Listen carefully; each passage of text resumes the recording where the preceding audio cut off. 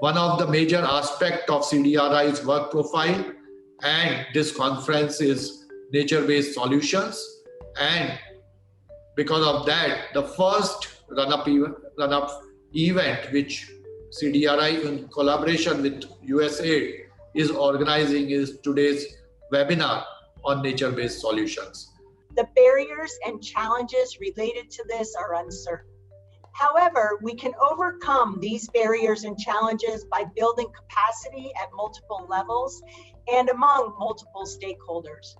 Implementing and assessing different ecosystems-based adaptation approaches and mainstreaming ecosystem-based adaptation initiatives into policies, to name just a few approaches. The regeneration of landscape, we have done quite a successful landscape regeneration in Oroville.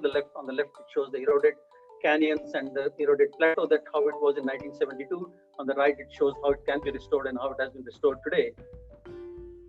And actually, the restoration work was done well, but when actually urbanization expands, you end up in a very, very different constructed waterways, which actually should have been ideally used for flood mitigation.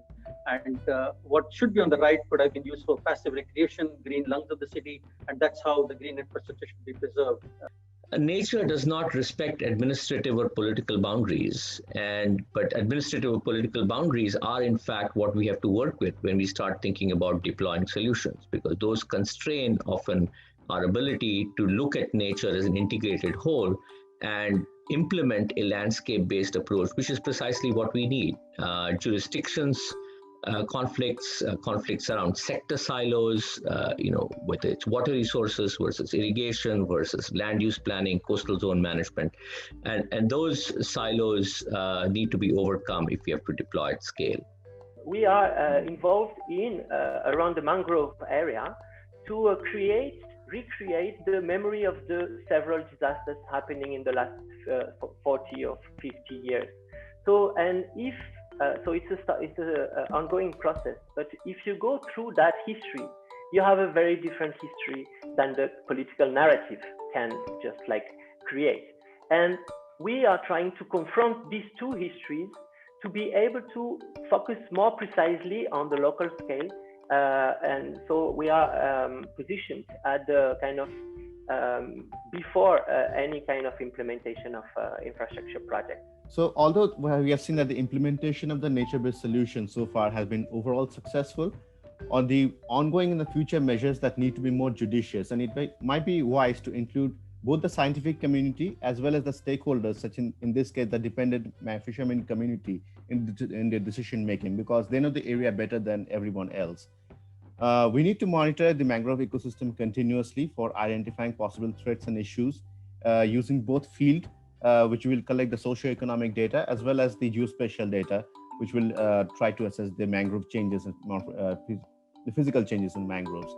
When we talk about gray-green infrastructure, there are so many areas where gray infrastructure, the environment, the coastal environment, for example, doesn't have the carrying capacity for